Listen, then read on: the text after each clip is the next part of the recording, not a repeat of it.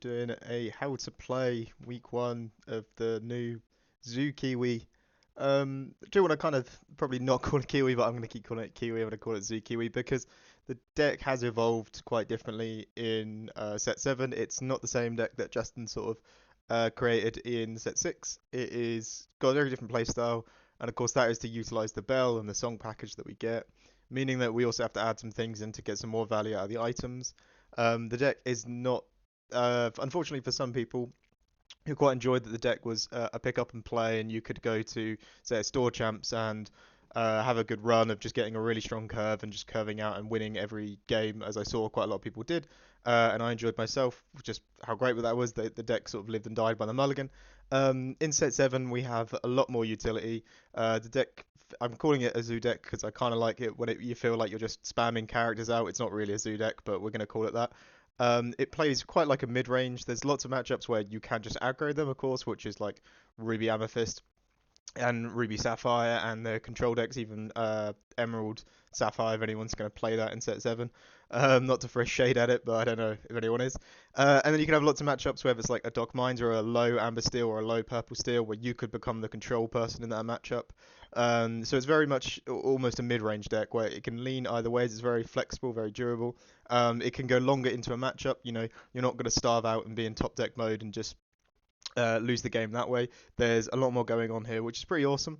Of course, that means, yeah, it's not going to be a pick up and play for store champs. I think it requires a fairly decent amount of reps before you can start seeing decent results. Some people might pick it up. Some people might pick it up and might just be intuitive and you really enjoy the deck. And others might pick it up and go, oh, it's not working the way it did in set 6, and that's fair enough.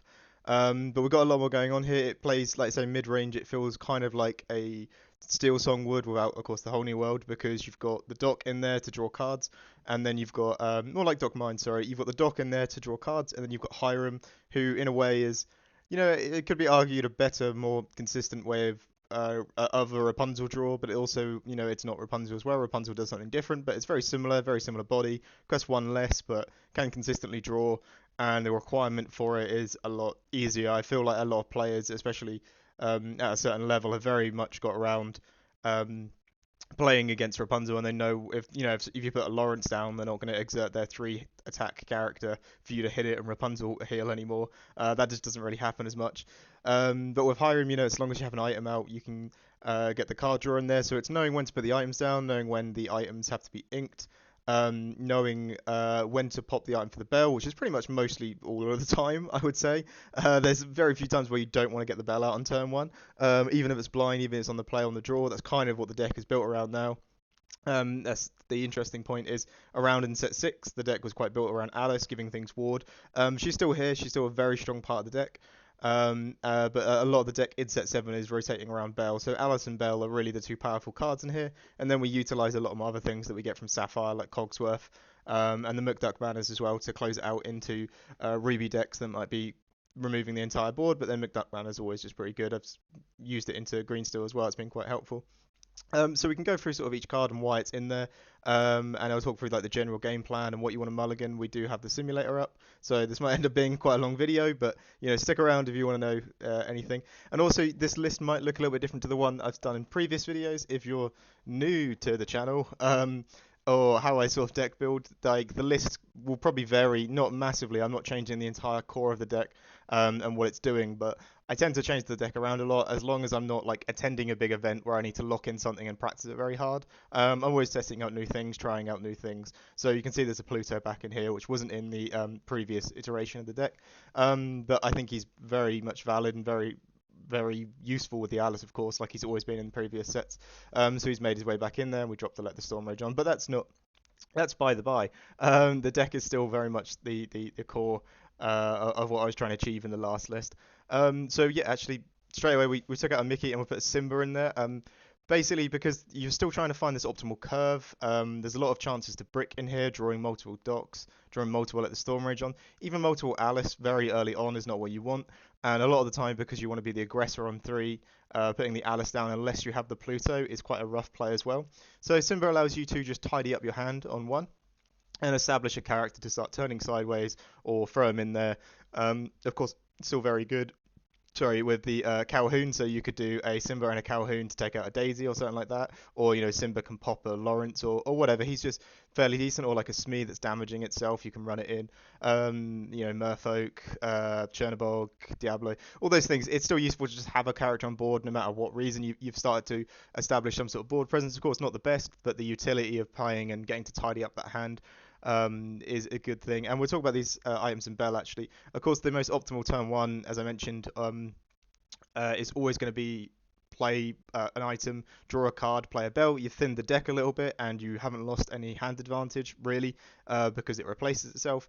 And you've established a 3/3 on turn one that can sink all the removal. So you're pretty much doing what Cinderella and Amber Steel does. You're setting up this very strong thing, and also it takes 2 cards to set up that combo, but you're doing it a lot better than they are because the issue of Cinderella is once she sings, if you're on the draw, say with Cinderella, and they play a Chernobog, and then you play your Cinderella. You've got to let the Storm Rage on in hand, and you want to let the Storm Rage on the um, Chernobog. That's great, you do it, but then they played a Calhoun or a Smee on two, and they just run it in and take it out. With Belle, if they do that, of course they will still get to remove her, but you'll 1/1 them. And of course, if you miss any of these songs, you can just use her as a character to start challenging and stuff like that. So if they exert with the Chernobog, there's sometimes where we'll use a broom actually, for example here. They could probably free quest for the broom, knowing they probably want to pop it, but if they're not seeing any song removal, then they can just free quest of it, and the um, Cinderella can't really remove it, and that's the same with a few of the other cards as well. Other one drops in the game, that's why we played the Sticky Mickey, the 1/3, the 1/2 that had resist one because the Cinderella couldn't remove it. This deck you can play it down and remove it straight away. You can run it in and challenge it, which would probably be better than using a song to remove it. So yeah, that's definitely why very optimal. The deck's kind of based very much around getting that tempo swinging so much on that turn one that you're so far ahead, and then I suppose if you get a optimal turn two or just a 2-drop on two, or you start establishing say like an item and a Simba, or like double item and get another Bell. There's different interesting ways to do it. I'm stumbling my words from excitement. Um, there's lots of different ways to play it. It's not just you want to get 1-drop, 2-drop, 3-drop, 4-drop, 5-drop like you did in set six.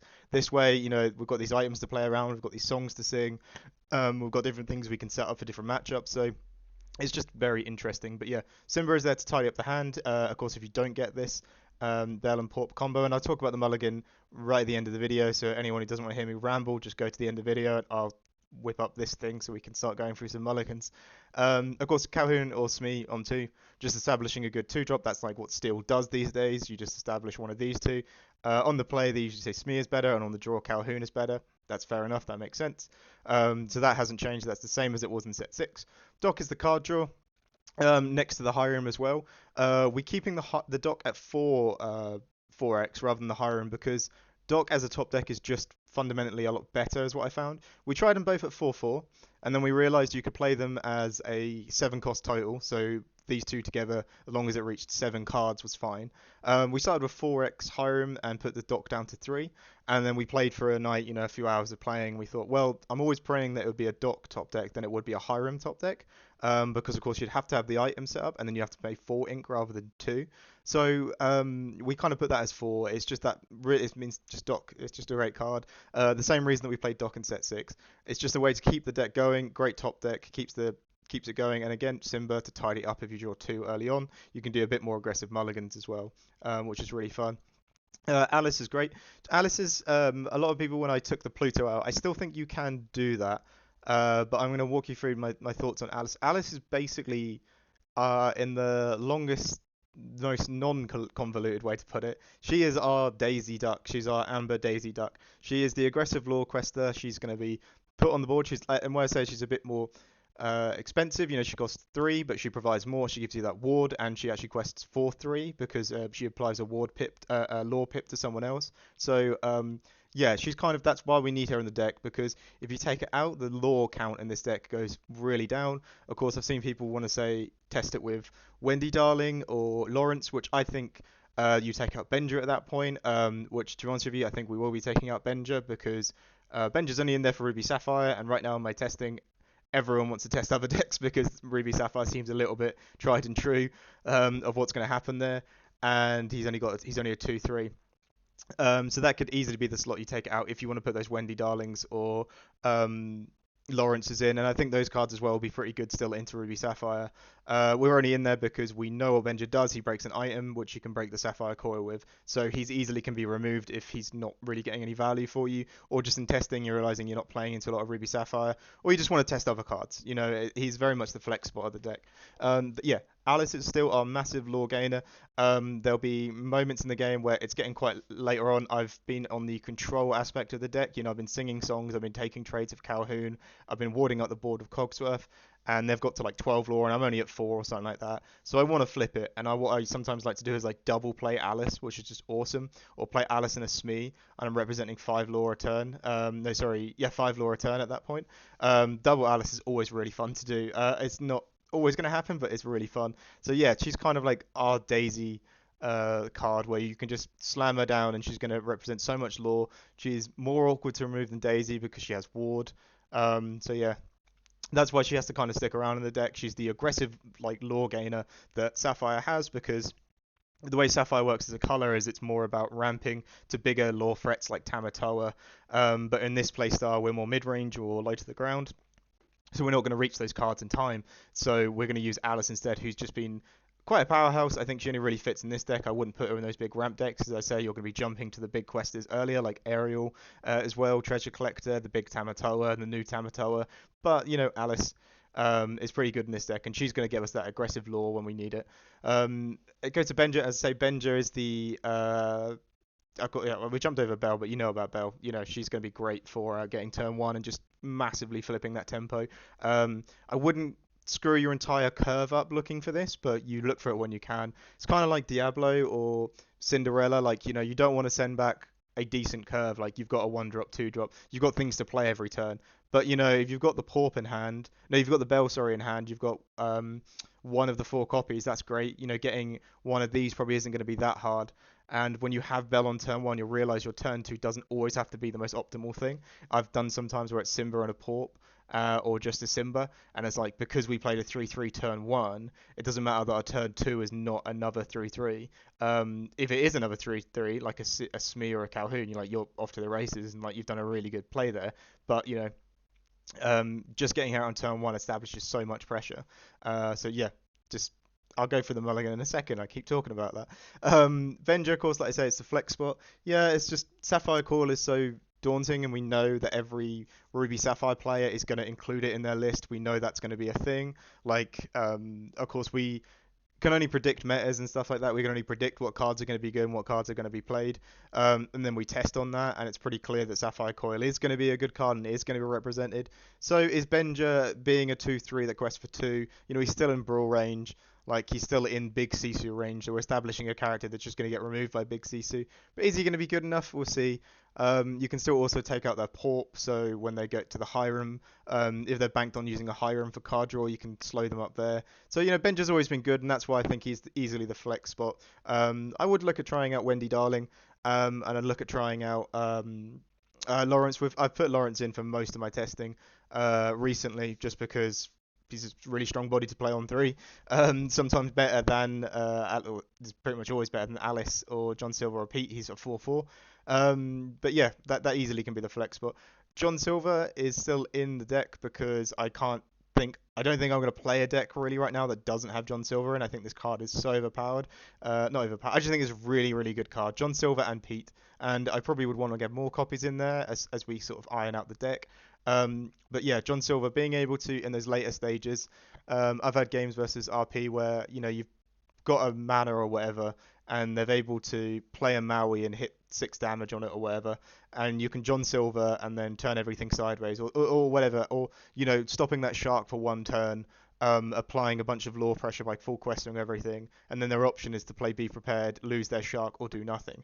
So, he's just amazing. A big Tinkerbell I think is going to be back because a lot of people are going to be on Sapphire Steel. He works very well there. A Robin Hood when you just want to keep turning things sideways, or you want to get one more turn till you get to a Cogsworth. Establish a 3-3 that can sing a lot of this removal as well now, which is awesome. And then you've got, you've stalled them for a turn as well. Just amazing card. I think it really allows decks like this and like Dock Mines to actually exist. These Dock Pile decks that everyone keeps calling them, like the Purple Steel Docks as well, which I don't think run a lot of them run John Silver, but I definitely recommend they should. He allows these sort of decks to survive. So yeah, keeping him as a 2 count, it's just the deck's got quite tight with all of this steel and song removal with the item package and the song package, and I still think the requirement that we need the Muck Duck Manners because that is going to be matchups where we lose the board and we need to still keep applying pressure without having a board. So John Silver is definitely there, and I would hopefully try to get him to a 3 count by the time I start attending events. Pete 4x, it's a steel deck. Everyone needs Pete. I tried to word at someone who was trying to cut Pete because I think it was their first time playing a steel deck. It's like so Ruby right now has all these powerful and all of these ramp decks basically as well. Like a lot of these big explosive endgame decks, even like Emerald, Sapphire as well, which I keep throwing in there. Um, their thing is that they have these really powerful things and they can do them later on in the game. So you've got like the Be Prepared, you've got all of those ramp actions as well. You've got like Pirate's Life, Ruby pairing it with the Maui Shark, all those things like that. They're amazing. And what still kind of gets is like cards like Pete that are going to say, well, I'm going to make you not use that for a turn. I'm going to make it very awkward when you use that card, which is just why he basically has to be around there. He kind of keeps you in the game. Being able to stop and be prepared when they've fully gone in on being able to be prepared. It's just a really strong card. It's definitely. I don't think I need to over-explain why every steel deck is playing 4x Pete. He definitely needs to be in there. We want to protect our board so we can start questing for a lot more. So yeah, we just 4x him and keep him in there. Hiram, as I said, we had that thing where I think the optimum amount of card draw cards is 7. That's the number that's came up in testing. We could maybe go back up to 8, but or I don't see us dropping below that as would be really hurting the card draw quite a lot there. But keeping it at 3, I think just after DKP run 3 Hirams, he's sort of proven that you can just run 3 Hirams and it's probably the same outcome. It's probably going to be fine. Maybe you're going to ink 1 and have a game where you won't find the other 2 Hirams, but 3 is probably very much fine, especially in this deck where you've got the docks as well. Yeah, you'd be preferring to get a dock off the top just for the cheaper card draw, and if you're playing in top deck mode, which doesn't always not happen, but the deck it does seem to run a lot smoother with a lot of cycle cards like the Storm Rage on and Port, and just the way it functions, and you'll see when you get to play the deck, hopefully. But yeah, he's still pretty good. It's that same thing, an unanswered Hiram, so steel decks can't really answer him very efficiently. If your opponent doesn't have Brawl, maybe they're not expecting that you play the Hiram on that turn. If he gets to play, you get the 2 cards, of course, that's great. And then the real power is when he gets that quest. So you get 1 lore, which is awesome for a deck like this where we're trying to get those small increments of lore, and then you get the 2 card draw as well. And of course, the 2 pop schools that you'd have to have played to get those card draw is more cycle for the deck. So I don't need to oversell Hiram. Everyone either loves or hates Hiram. Of course, it's Hiram. But yeah, he very much fits in here now, especially as we're not just trying to curve out into this aggressive like finish like we had before with like finishing with Gantus and stuff like that, and big questers that we can fit in the deck. It's not always optimal to play Hiram on turn 4. I rarely do that. It's more of a later game. You might be ending up with like 6 ink or something like that. It's not uncommon to find yourself at 6 ink and then you play it, draw 2. Hopefully you can do something with those other 2 ink, like play a Smee or play a Calhoun. Hiram and Smears always feels very strong to me. That comes back to the day when I used to play a lot of no wheel Sapphire Steel, where you would get the quill down, ramp to 6 ink, play Hiram and Smee was just a really good setup. You had a really tight board like that, and they had to answer the things, and you also had the Smee that could get you lore, and it was just great. I always loved that. So you could do things like that. Mentioning going to 6 ink as well. So of course the deck plays and works completely fine at 5 ink. Everything is playable at 5 ink. But sometimes, you might be dumping the hand for the dock. You'll have turns that are weird where it's like you might play at 5 ink, top deck a dock, or you have like 1 card in hand, you top deck a dock, you throw that card in the inkwell, you play the dock, and then with the 4 ink you play a Hiram, and you've got these 2 characters on board. They're not very powerful characters, but you've got 2 on board that are representing some lore and some board presence, and then you've got like a nice hand size again as well. So that's sort of the flow of the deck and why I sort of feel like it's a zoo deck. You go from having these minuscule amounts to like then flooding again, and your hand size is either really big or your board's really big. So yeah, that's just really awesome. Hiram is in the deck, and it's nice that he can function in these sort of non-ramp low to the ground decks. Like Pluto is back in there, and I think again you could run it without Pluto. I just found we tested a lot into Ruby Amethyst, and I kind of forgot how much Pluto puts work in there. Especially as the way that you used to do that before was you wanted the board to be thin, so you want them to pop their 1 drop, get rid of their 2 drop. So when you play Alice Pluto, they'd have to 1 for 1 the Pluto and like run a full CC, or they wouldn't even have the strength for it to remove it. Now we can do that even better because you can have Bell down on turn 1, go to Alice Pluto, and then Bell can be like a turret just throwing out songs. You'd have the Alice and a Smee on 2 that are just questing for lore. So you can have these really amazing scenarios, and then by that point they've never really established a board. The best thing they could do is like throw a Mary down on 5, which will be annoying, but it won't be the worst thing in the world. You should be able to clean that up, and then you get to the Muck Duck Mana stage, and as I say, you've got this Hiram Doc combo that's drawing you so many cards that everything they have to answer everything constantly. It's very when we tested it was very common that the Ruby Amethyst player didn't really get any lore at the start. They would have to get basically to the B prep. Hope you didn't Pete. B prep. Hopefully you didn't amass a bunch of cards in hand, which you can now do with Hiram and Doc, and then get you in that Tremaine lock like you used to be able to. Um, and just hopefully you gas out and then they can start turning things sideways.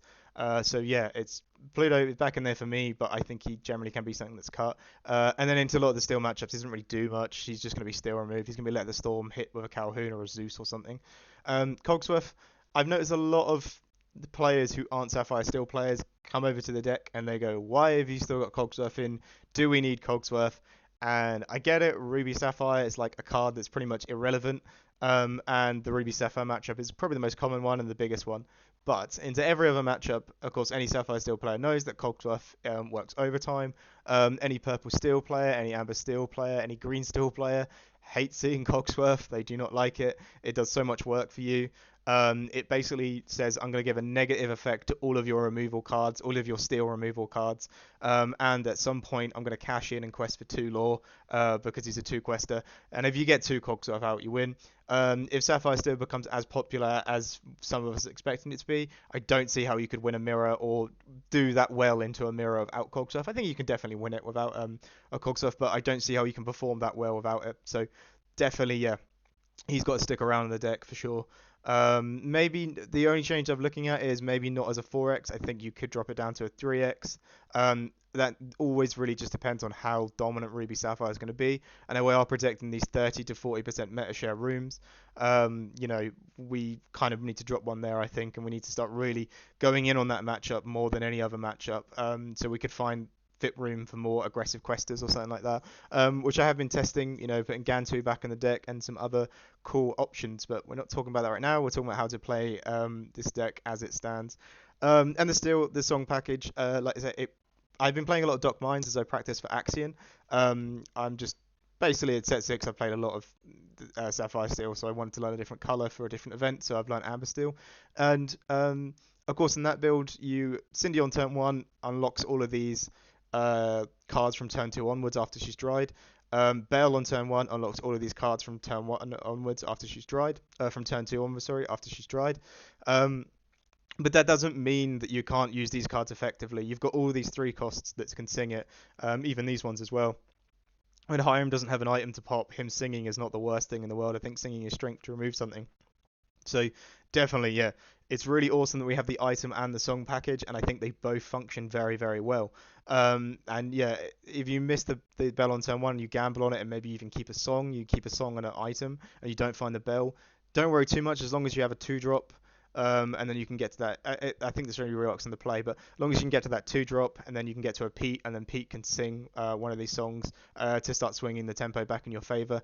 The same way that Doc Mines has been doing it. So there's no issue that we're putting these in here, yes, to get the massive high roll off Bell, but all your other 3 drops can utilize these as well. The same way that Doc Mines uses Cindy to high roll with those storms and strengths. But yes, all the other cards, all the other 3 drops and above can sing them. So it's not the end of the world. It's really awesome. It feels when you can get the high roll going. I'll admit the deck, yeah, is running on quite a big high roll with the bell, but when you get it running, you just basically get a free win sometimes. Like I've had still a Ruby Amethyst that just can't get anything down, Purple Steel as well that just can't get anything to stick. Even into Amber Steel, which is they can't get anything to stick those early turns. You can just basically run over them completely. I guess The only matchup you can't set it into is Ruby Sapphire, but that's by the by. In those matchups, you just have to aggro it like we've done in all the other previous sets. And then the last card, Mukduk Mana. Yeah, it's one I'd really want to drop, but I just don't see that happening in Ruby Sapphire, with Ruby Sapphire being around so much. After a B prep, a well-timed mana, or going wide, and then the turn before they B prep, you play a mana down as well. They might have not invested anything in the board; they invested entirely into ramp and card draw of like a Hiram, and you've played a Mukduk mana down, and they're like, oh, I'm going to B prep, but I'm not going to stop the lore gain happening next turn. And you're like, yeah, and then following that, you might be able to play a dock into fill the board again, or Hiram or whatever it is. So yeah, Mukazak Mana's got to stick around. I think it's something that gives us that reach, that ability to play into these later control decks. I think if Ruby Sapphire is as dominant as it's going to be, I'm going to keep mentioning that deck because everyone needs to know about that deck and how powerful it's probably going to be in set 7. We could probably go to 4 Mukduk Manas, I think. And I've seen a lot of people say, I don't know how you're playing with 3. But yeah, I think we could definitely go to 4 Mukduk Manas. But yeah, it's just that card that gives you that ability to perform better into the Ruby matchups where they're just going to get to a point where they completely control the board and your steel removal is not working as well. So yeah, that's sort of the deck. We'd go into like a mulligan. So if we were, oh, this is not a bad hand. If we were on the play, and we're just going to do this as blind games because right now in set 7, we don't really know what's the way that lists are going to work. So of course we've got the Porp and the Bell. That's pretty nice. I'm going to send back, if we're on the play, Smee is, I think, just better because he's going to be able to do um, a lot more. He's just be able to quest for more, and also the deck is running about 15 uninkables. So if I keep the Calhoun and I get like another Calhoun and an Alice and my hand's like quite bricked, I'm a little bit upset. I might have to like ink the strength that I kept, So even sometimes on the draw, I'm prioritizing the Smee over the Calhoun. The only time, of course, you prioritize the Calhoun is if it's a aggro-y deck where she's going to be chasing and attacking things. Maybe into Amber Steel, of course, as well. But yeah, we kind of like have to lean back a little bit more on the mulligan. Not like massively. We're still going to go quite deep on this because we've got the turn 1, turn 2, the song. We could actually send the song back because we want to get a 3-drop. So this is why it sort of feels a bit like the old deck does and a little bit different. We still want to get 1, 2, 3, like that's the opener, but that's the same way that Doc Mines does. Any of these Doc decks, like Purple Steel does as well, they all are very much hunting for that 1, 2, 3, and then you can look beyond that and go, well, there's a song as well that I might want to keep, or there's a 4-drop that I might want to keep, or if I know Cogsworth is going to be really useful in this matchup, I can keep it. But I definitely want to get that 1, 2, 3 locked in. Sometimes I haven't been that aggressive on looking for that 3-drop, only because we're fairly dense on it. We have 8, 10, 12, and like as I say, Alice is not the best a 3-drop. But you've still got a 3-drop, and we're trying to use this strength. So I would send these back, and we get a fairly decent one. We can ink the Hiram. Definitely for sure. We could even ink the Smee if we know that Calhoun's going to be a bit more useful, especially on the draw. We could ink the Calhoun. We'll play the Pop Scout, get Bell out. We're going to go 2, 3, and then Sing Strength, or Sing Strength on it if there's anything earlier than that we want to remove. We can even John Silver the thing that they could trade back in with and keep everything alive and keep Smee questing. And he won't take the damage as well. So yeah, I think that's quite a nice opening hand. So I do one on the draw, new game. Again, I think that you're working with like a 60% chance to get Bell and the Porp and the opener. I think it might be better than I actually thought it was. But basically, if you found the Bell, I usually hunt for the Porp. Is my thought process on that, because Bella's a 4x. I don't think I want to hunt for her. I could end up screwing the entire hand up. But if I've got a Bell in hand, like I've got 8 Porp schools in the deck, and her being down on turn 1 is just so impactful that I feel like I would want to look for it. And then here, so like I say, we're on the draw. It's going to be a bit later till we get to these Cogsworth. I think we could probably keep one, but I'd be a bit scared that they just get turned into ink. We don't need this because we've been playing this on turn 1, so we've got this nice 1, 2, 3 again. And then I think maybe we're anticipating that we're going to get this down. We could probably keep it. I would probably want a high roll for the song in this matchup, in this sort of mulligan, because yeah, getting Cogs down is nice, but if this is an on the draw game, it's going to be a little bit later to get him down. Keeping him hands, alright, he probably will just be turned into ink. So I want a high roll and basically just look for the song. And we got two, which is really nice. And if this was a steel matchup, you can ink the mana. If this was Ruby Sapphire, you could ink this. You get her down questing on one. And again, she's just pretty awesome for like Tippo's not going to really threaten her. Tala's going to 1-1 her. Um, Goofy's not going to get rid of her. Like Maui's going to take 3 damage, and then you've got like another 3 drop that can sing Let the Storm on it or Strength. So overall, just getting her on turn 1, it always just feels really impactful. And the deck is trying to really operate on that high roll. But let's see if we can get a hand where we don't find her. So one like this, like if we're on the play, what I would actually do here is send everything back besides a port, because we don't want to have nothing to play on turn 1, and we only have 4 copies of Simba. Um, and on the play, missing that 1 drop I don't think is the worst thing in the world. You will not. I don't think the deck will fail to work, and I think your percentage to win goes down by like 2 or 3% maybe. You're still playing a Porpscore down, so you still have established for if you find the bell. So in this hand, I don't think we have any real line going on here. And I say this also by the way, as long as you Porp on turn 1, it's not that bad as long as you 2 drop on 2. So, and then we found a bell anyway, so all of that makes no sense to me. So yeah, we'd ink one of the Fortispheres, play the Porp, get the bell out, get to Smee or Calhoun, whatever we want, Pete out, and then Strength for the Raging Fire to start singing. So yeah, that is kind of how it's operating. We still want to make sure we look for that 1, 2, 3, and then from there we kind of go over it. And as I said, I ink the Fortisphere, play the Porp, because yes, Hiram can utilize these, but if we're playing something on 1, we're playing something on 2, we're playing something on 3. We don't really. It looks like we have something to place around 1, 2, 3. We don't really have an optimal time to put that item down before Hiram will be played.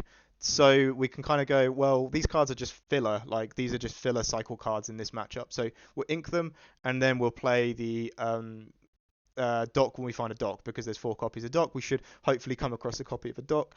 And inking 2 of these, we still have 6 left. It's not the worst in the world.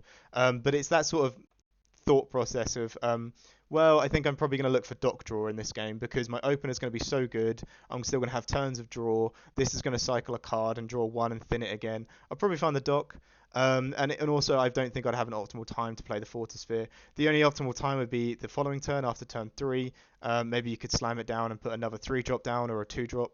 But yeah, definitely in the opener, I'm not thinking about the Hiram draw too early on. I just want to get this nice open curve that we can just basically stomp them out of the game with, Bell, and then either board control the Calhoun or Smee to start questing for that lore. Pete to lock them out of a song, sing Strength from Bell, because we can also do that. We can sing Strength the turn that Pete has played, which is just mad. It was something I daydreamed and dreamed about being able to do in Kiwi in set 6, and now that we can do it, it's awesome, because she'll be dried at that point. Yeah, and we'll just do one more just to keep it going. So here, I'm trying to find one we don't get Bell in the opener.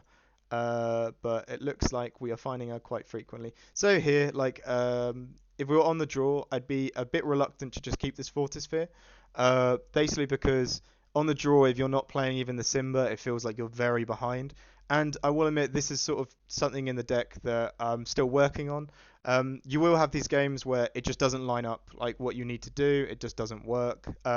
There's very small percent chance. I'm going to say that probably happens 1 out of 10 games. I think it happens. So anyone who just says this deck is bad, it happens probably the same frequent amount of times that you miss ramp in like Sapphire Steel or miss ramp in Ruby Sapphire. Like it happens that amount of times, so it's not going to happen that often, I don't believe. Of course, I've done like a few hours of testing every night, and it doesn't really come up that often. I've only had like one day where it was bad, and then I think I was just massively tilted anyway. So I was just mulliganing back. When you just feel bad and you just play bad. So yeah, I don't think that happens that often, but of course that doesn't mean the deck is without its faults. It will have games where it doesn't work that well. So we could send this back, and the hope is that we get the Simba or we get an item and a bell back. I know it's sending back an item, but oh my god, so here you go, you sort of prey on that, and then god, that probably saved my career on this deck a bit. So yeah, you can get the Porpscore down and play the bell out, or you can get the Simba down. I definitely just get the Porpscore and the bell out, and then Simba would be pretty good if you get another dock to draw. If you get on turn 3, like we don't really have a strong turn 3 to play here, so your turn 3 could be Simba, and then hopefully you get another 2 drop, not the dock. I was going to hover over and play it. But no, sometimes your turn 3 can be it's not very uncommon to do this. What I would do if I've done Bell on turn 1, Smee on turn 2, turn 3 it could be Calhoun Port, because that means my turn 4 can be Hiram, and I can keep the draw engine going, and then Ink play, and then eventually you're going to be at this point where it's like, and I just want to dump the hand with a dock and draw 2 more cards, keep it going, hopefully find another Hiram, and it's sort of this little weird flow and dance you do with the deck. But definitely I think it takes the reps to play it. I'm not saying this deck is a mastermind, really hard deck to play, but it's not the set 6 Kiwi that we know, it's a bit different. But yeah, hopefully some of that information helped. Hopefully some of those Mulligan guides helped. Please, if anyone plays it as well, I'm always grateful for the data. So you know my Discord, you know the comment section, and you know my Twitter and everything like that. So please, if you play it at your locals or you play it at home in your testing groups, please let me know. The data is always useful. So thank you very much.